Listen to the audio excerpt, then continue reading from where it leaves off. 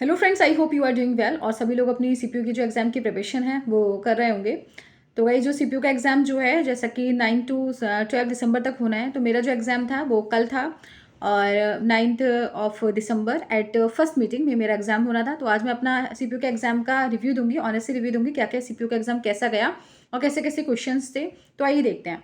तो सबसे पहले तो फर्स्ट, अब इसमें चेंजेस जो है, पहले क्या होता था, हुआ करता था सीपीयू में जो था, कोई सेक्शन वाइज टाइमिंग मैनेजमेंट नहीं करना पड़ता था, यानी कि पूरा 2 आवर्स देने थे तो वो कंप्लीटली कितने भी सब्जेक्ट को कितना भी टाइम दे सकते हैं, it's depends on you. But now this pattern had been change. अब जो पैटर्न है वो चेंज हो गया है। और अकॉर्डिंग टू न्यू पैटर्न इसमें क्या हो गया है कि सेक्शन वाइज कैटेगराइज कर दिया गया है, यानी कि 30 मिनट्स फॉर ईच सब्जेक्ट, यानी कि रीजनिंग के लिए 30 मिनट्स देने होंगे, इंग्लिश के लिए 30 मिनट्स देने थे, और 30 मिनट्स जीके के लिए देने थे, और 30 मिनट्स मैथ्स के लिए देने थे। चारों सब्जेक्ट के लिए अलग अलग सेक्शन है, टाइम वाइज उसको कैटेगराइज कर दिया गया है। तो ये काफ़ी मेजर प्रॉब्लम हो गई है, क्योंकि कई बार ऐसा होता था, हम जैसे ही मैथ्स में ज़्यादा टाइम ले लेते थे, ठीक है, हमारे जीके में इतना टाइम नहीं कंज्यूम हो पाता था, तो उसका जो टाइम बचता था वो मैथ्स में कर लेते थे। बट अब ये जो है हमारे लिए काफ़ी एक तरीके से चैलेंज हो गया था। तो गाइज, कल मेरा जो एग्जाम था, सेंटर मेरा बरेली पड़ा और मैं देने गई। मेरा फर्स्ट मीटिंग में ही था, यानी कि पहला पेपर मेरा ही था, हमारा फर्स्ट मीटिंग में था, और 9 ऑफ दिसंबर को था, कल हो गया था। थोड़ा लेट हो गई कल, क्योंकि लेट आए थे, तो आज मैं दे रही हूँ। तो गाइस, कैसा कैसा पेपर था अल्टीमेटली। पेपर तो मतलब इतना, जैसे कि compare to C H S L के कंपेयर में थोड़ा टफ ही था। सी एच एस एल थोड़ा इजी ज़्यादा बना दिया गया था, but in compare to C H S L paper थोड़ा ठीक ठाक था, अच्छा लेवल का था, ठीक पेपर था, मैं ये कहूँगी। जैसे कि रीजनिंग के क्वेश्चन थे, रीजनिंग में सी एच एस एल में काफ़ी इजी पैटर्न दे दिया था, काफ़ी इजी क्वेश्चन थे, बट इन सीपीयू एग्जाम इतना इजी नहीं था, लेकिन अल्टीमेटली ठीक था। अगर आप ठीक से इसको ध्यान से पढ़ेंगे तो अल्टीमेट आप क्वेश्चन कर लेंगे। तो देखिए कैसे थे क्वेश्चन। सबसे पहले जो सेक्शन हमारा आएगा, वो सबसे पहले सब्जेक्ट आएगा रीजनिंग का। तो रीजनिंग में 30 मिनट्स देने थे, और 30 मिनट्स में कैसे था, कैसे कैसे क्वेश्चन दे रखे थे। दो तीन क्वेश्चन जो थे वो कॉजेस के थे। हमें एक सेकंड जो था वो दे रखा था, हमें एक सिचुएशन दे दी। अब आपको बताना है कि सिचुएशन का आंसर क्या हो जाएगा, आप अपने अकॉर्डिंग क्या करेंगे। अगर आपको एक काम दे दिया मैनेजर ने, और आपका काम मतलब ये है, दो काम आपको एक ही टाइम पर दे दिए, अब आप कौन सा टाइम करना चाहेंगे, कौन सा काम पहले करना चाहेंगे। तो उसमें ऑप्शन दे दी थी, आप इजी काम चूज करेंगे, ठीक है, आप टफ काम चूज करेंगे, या फिर आप दोनों के लिए मना कर देंगे कि मेरे तो बच की नहीं है, या फिर आप जो आप मैनेजर से कहेंगे जो भी काम प्रायोरिटाइज पे है, जिसकी ज़्यादा प्रायोरिटी है, आप उसको पहले करेंगे। तो इस तरीके से क्वेश्चंस आपको सिचुएशन दे दी होगी, उसके आंसर आपको निकालने होंगे। दो तीन क्वेश्चंस ऐसे ही दे रखे थे। अच्छा, जो सिचुएशन दे रखी है ना, वो काफ़ी इजी सिचुएशन है। जैसे कि अब यही आपने दे दिया, आप इजी टास्क तो नहीं लेंगे, इतने आप वो नहीं हो सकते कॉबैट को आप इजी टास्क चूज करेंगे, आप मना भी नहीं कर सकते, ठीक है। और आप टफ नहीं लेंगे, इतने भी आप वो नहीं है, तो आप वो करेंगे जिसकी ज़्यादा प्रायोरिटी है, यानी कि जो सबसे ज़्यादा पहले करना है, तो आप उसको काम करने को ज़्यादा प्रेफर करेंगे। तो इस तरीके से जो सिचुएशन दे रखी है वो इजी सिचुएशन होंगी, वो आप इजीली बना लेंगे, ठीक है। सेकंड थे आपको, जैसे कि सम मैंगोज आर, इस तरीके से क्वेश्चन से, ठीक है, ये इजी है, दो तीन क्वेश्चन इस तरीके से मिल गए। अच्छा, फिर थर्ड था आपको डायरेक्शन के दो क्वेश्चंस मिलेंगे। डायरेक्शन में एक तो आपको ये बताएंगे कौन सी डायरेक्शन में जा रहा है, ईस्ट में जा रहा है, साउथ में जा रहा है, वेस्ट में जा रहा है, नॉर्थ में जा रहा है, पहले आपको सारा टर्न आउट दे रखे होंगे। और सेकंड क्वेश्चन इस तरीके से था, आपको डिस्टेंस भी बतानी पड़ेगी, यानी कि डिस्टेंस टाइम एंड उसका था, डिस्टेंस भी बतानी पड़ेगी, कितना अगर वो जा रहा है, कौन सी डायरेक्शन में जा रहा है, और कितनी डिस्टेंस से वो दूर है अपने मेन रियल पॉइंट से, ठीक है। तो इस तरीके से क्वेश्चन आपके दे रखे थे। थर्ड आपको दे रखे होंगे मिरर इमेज दे रखी है, क्वेश्चन मिरर इमेज का था। मिरर इमेज का एक ही क्वेश्चन दे रखा था कि अगर मिरर इधर राइट साइड में दे दिया है तो इसकी मिरर इमेज क्या बनेगी, ठीक है। नेक्स्ट आपको दे रखा था ऑड इवन, आपको 4 फिगर्स दे दी है, एक ट्राइंगल की दे दी है, एक उसकी दे दी है, रेक्टेंगल की दे दी है, इस तरीके से स्क्वायर की दे दी है, कौन सी फिगर इसमें से ऑड है, इस तरीके से दे दिया। एक बॉबिल का एमर का दे दिया, दो क्वेश्चन दे रखे थे, एक सर्कल में आई बना दी, AIOU, एक के दे दिया था, ठीक है। तो कौन सा ऑड है, तो देखिए आप खुद देख ले, AIO तो हमारे बॉबल्स हो गए, नंबर 4 जो होगा के हमारा ऑड हो गया। तो इस तरीके से ऑड वाले वो भी इजी क्वेश्चन से, ये भी आपके दो क्वेश्चन जो वो बन जाएंगे इजीली, ठीक है। नेक्स्ट क्वेश्चन में दे रखे हैं 4 साइन दे दिया आपको, 4 में से 3 प्लस सब्ट्रैक्ट माइनस का दे दिया, 4 साइन परसेंटेज का दे दिया, इसमें से कौन सा ऑड है। तो आप देखेंगे क्योंकि हमारे 300 साइड हमारे फंक्शन के हो गए, फोर्थ हमारा परसेंटेज डिफरेंट हो गया। तो इस तरीके से आपको दो क्वेश्चन साइन के दे देंगे, यानी कि साइन साइन दे रखे हैं, और आपको चूज करना है कौन सा ऑड है। तो इस तरीके से 4 क्वेश्चन आपके ऑड एंड इवन के थे, ठीक है। नेक्स्ट आपका क्या हो जाएगा कि आपको कोडिंग एंड डिकोडिंग, कोडिंग और डिकोडिंग इजी है, आप कर लेंगे, ठीक है। जो दिन क्वेश्चन कोडिंग एंड डिकोडिंग के थे।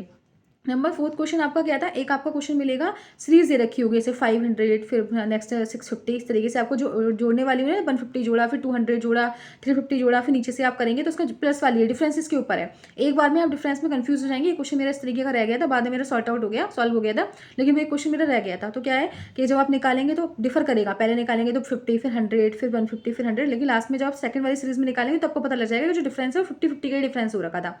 तो इस तरीके से तो हॉपलेस मत होइएगा, इस तरीके से आप कर लेंगे, ठीक है। तो रीजनिंग में मतलब है क्वेश्चन ऐसे क्वेश्चन हैं। अच्छा, फिर ब्लड एंड फंक्शन के क्वेश्चन से एक सीरीज दे दी, इसमें से बताया कि ई का रिलेशन सी से क्या है, इस तरीके से आपको एक इक्वेशन दे दी है और ये कर दिया है, एक इक्वेशन वाला दे दिया है और एक अलग से एक पूरा वो भी दिया है, एक सिचुएशन टाइप दे दिया है कि ए जो है एक फैमिली में 2 ही कपल मैरिड है, उनके 2 बच्चे हैं, इस तरीके से दे दिया है। तो वो मैंने छोड़ दिया था क्योंकि इतना टाइम नहीं था। जो आप सबसे पहले क्या करेंगे, जो इजी क्वेश्चन है पहले उसको बनाएंगे, एक टफ क्वेश्चन के चक्कर में नहीं बढ़ जाएंगे, क्योंकि हमारा पहले क्या हुआ करता था कि हमें टाइम हम मैनेज कर लेते थे, अब टाइम थोड़ा मैनेज करना डिफिकल्ट हो जाएगा। तो पहले मैंने इजी क्वेश्चन जल्दी जल्दी करे, फिर सेकंड राउंड में ही फिर इस तरीके से किए। तो मेरे जो रीजनिंग में जो मेरा बैठा वो मेरे बैठे 42 क्वेश्चन बैठे, एक क्वेश्चन मैं बताया वो रह गया गलती से, तो 43 क्वेश्चन मेरे हो जाते, तो 42 क्वेश्चन मेरे रीजनिंग में हुए थे। ठीक है, अब नेक्स्ट सेकंड आएगा आप लोगों का जीके। जीके करेंगे तो जीके में क्वेश्चंस क्या है, जीके का भी एग्जाम मैं इतना इजी नहीं कहूँगी, जीके का भी ठीक ठाक रहा है, क्योंकि जीके देखिए मेरी तो ऑलमोस्ट इतनी अच्छी है भी नहीं, तो जीके का इतना मैं इजी कहूँगी भी नहीं, जैसे सीएचएस में थोड़ा ठीक था, इसमें जीके थोड़ा वैसा है। हाँ, ऐसे क्वेश्चन मिलेंगे 8-10 क्वेश्चन आपको ऐसे मिलेंगे जो बहुत ईजी होंगे, इस तरीके से जो आपने देख ही रखे होंगे, जो आप कर लेंगे इजीली। ठीक है, और फिर इस तरीके से फिर क्वेश्चन ऐसे हैं जैसे कि फोक डांस के दे दिए, फोक डांस के जैसे कि पदम डांस 4 होते हैं, पदम डांस क्या रिप्रेजेंट करता है, इस तरीके से आपको दे दिया, रिदम क्या है इसकी। ठीक है, इस तरीके से दे दिया, 4 आपको ऑप्शन दे देंगे। ठीक है, 4 प्लेसेस के नेम देंगे, उसमें से बताएंगे कौन सा यूनेस्को के अकॉर्डिंग कौन सा यूनेस्को लिस्ट में नहीं है, तो आपको 4th ऑप्शन मतलब बताना पड़ेगा। एक क्वेश्चन ये हो गया, फोक डांस का दे दिया।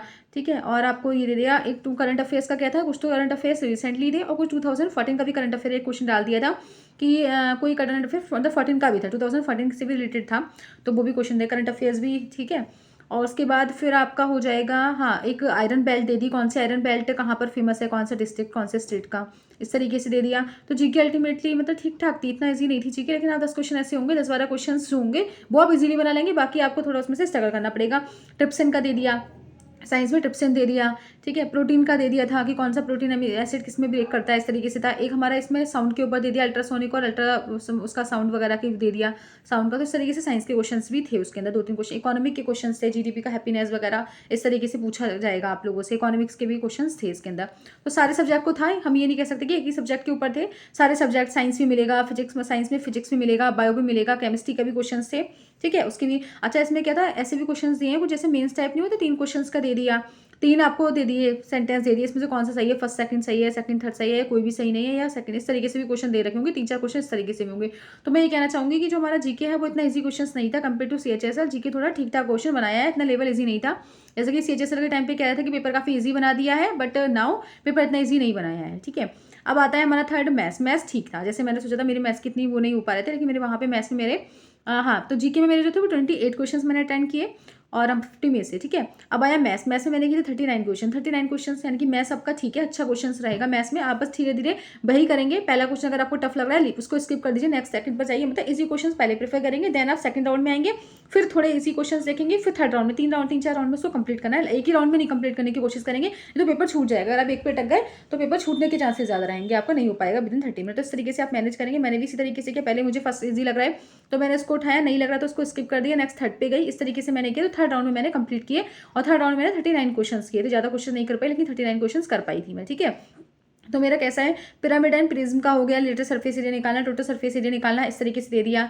कोन एंड कोन के बहुत क्वेश्चंस थे, यानी कि जो आपका surface area, total surface area इतना दे रखा है, तो वॉल्यूम फाइंड करना है, RH दे रखी, मतलब जो भी एक चीज निकाल के फिर आपको नेक्स्ट वॉल्यूम फाइंड करना है। इस तरीके से रेशियो का दे रखा था, एक क्वेश्चन आपका पार्टनरशिप का दे रखा था। ठीक है, और आपके उसके मार्केट प्राइस, प्रॉफिट लॉस के क्वेश्चंस काफ़ी थे, 2-3 क्वेश्चंस उसमें से भी देखने को मिलेंगे। कॉम्प्लीमेंट्री के बहुत क्वेश्चंस मिलेंगे, जैसे कि एक एंगल जो है वो दूसरे का तीसरा है और कॉम्प्लीमेंट्री है, इस तरीके से तो आप निकाल लेंगे x = 3y, फिर x + y = 190 और वैल्यू निकाल लेंगे। तो 2 क्वेश्चन आपको इस तरीके से मिलेंगे।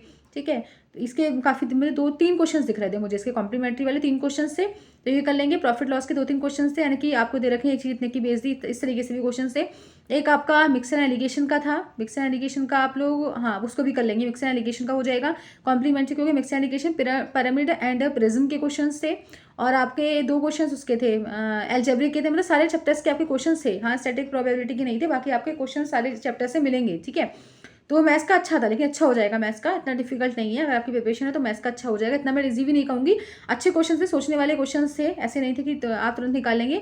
लेकिन अच्छे थे। आपको एक वो भी था, एंगल का भी था कि आपका एक एंगल दे रखा है, इंटीरियर एंगल का सम इतना दे रखा है, तो आपको साइड बतानी है। इस तरीके से भी क्वेश्चंस थे, ठीक है। तो अगर आपने प्रैक्टिस कर रखी है, सारे चैप्टर्स की रिवीजन कर रखा है, तो आप लोग उसको कर ले जाएंगे। तो सीपीयू का जो मैथ्स का एग्जाम था वो अच्छा था, अच्छे लेवल का था, ठीक था, मतलब इतना ईजी भी नहीं था, लेकिन आप इजीली कर लेंगे अगर आपकी प्रैक्टिस है तो, ठीक है।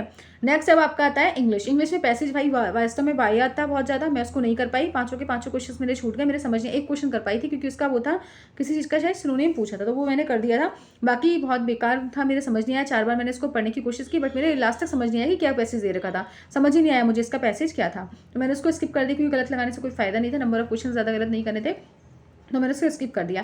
बाकी आपके एक्टिव पैसिव के बहुत है, डायरेक्ट इनडायरेक्ट के बहुत सारे क्वेश्चंस थे, और आपके होमोनिम वर्ड्स काफ़ी आ गए थे। 3 क्वेश्चन होमोनिम वर्ड्स के थे, उसमें से एक मैंने कर दी, 2 मेरे समझ नहीं आए। चैसल था शायद, चैसल इन्वेस्टिगेट करने का था, एक मेंसा था, वो मेरे समझ नहीं आया। तो होमोनिम्स वर्ड्स आ रहे हैं इस बार, और वर्ड मीनिंग सी सिनोनिम एंटोनिम, बाकी तो जो होता ही है वही था, यानी कि डायरेक्ट इनडायरेक्ट। एक्टिव पैसिव के काफ़ी थे वेटेज, और इनडायरेक्ट इनडायरेक्ट भी काफ़ी क्वेश्चन थे।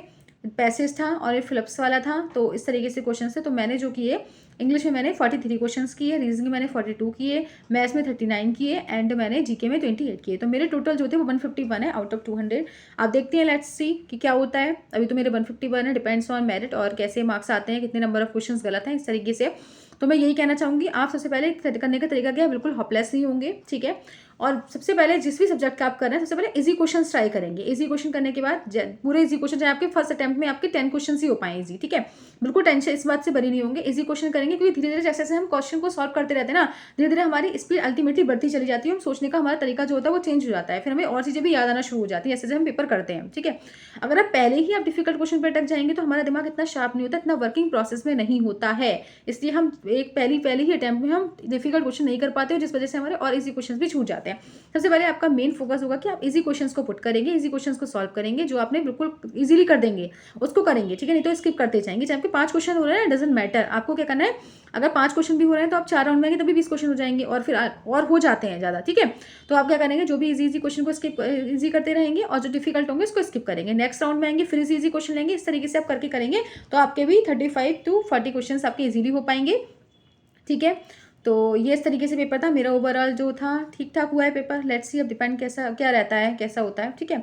तो 151 क्वेश्चंस मैंने अटैम्प्ट किए, और बिल्कुल टेंशन नहीं लेंगे। अब बिल्कुल ये सोचिए कि अब आपने जो किया है वही आने वाला है, बिल्कुल निगेटिविटी अपने अंदर नहीं लेकर आएंगे, बिल्कुल भी निगेटिव नहीं होना है, पॉजिटिव होकर पेपर करिए। बस अब आपको रिवीजन, अब क्या है, बस आज 11 हो गई, 9 10 हो गई, 12 तक होने, यानी कि 9 10 11 12, ठीक है। तो अभी आपको क्या करना है, जिसका भी पेपर है बस रिवीजन करना है, ज़्यादा तो नहीं बच्चे। अगर आपका 12 में है, 11 में, तो रिवीजन करिए अच्छे से, और बिल्कुल पैनिक मत होइए, फ्रेश माइंड से एग्जाम देने जाइए, आराम से नींद पूरी करके जाइए, रात में जल्दी सो जाइए, और नेक्स्ट डे अच्छे से पढ़ाई करके जाइए, मतलब अच्छे से रिलैक्स होके जाइए, ठीक है।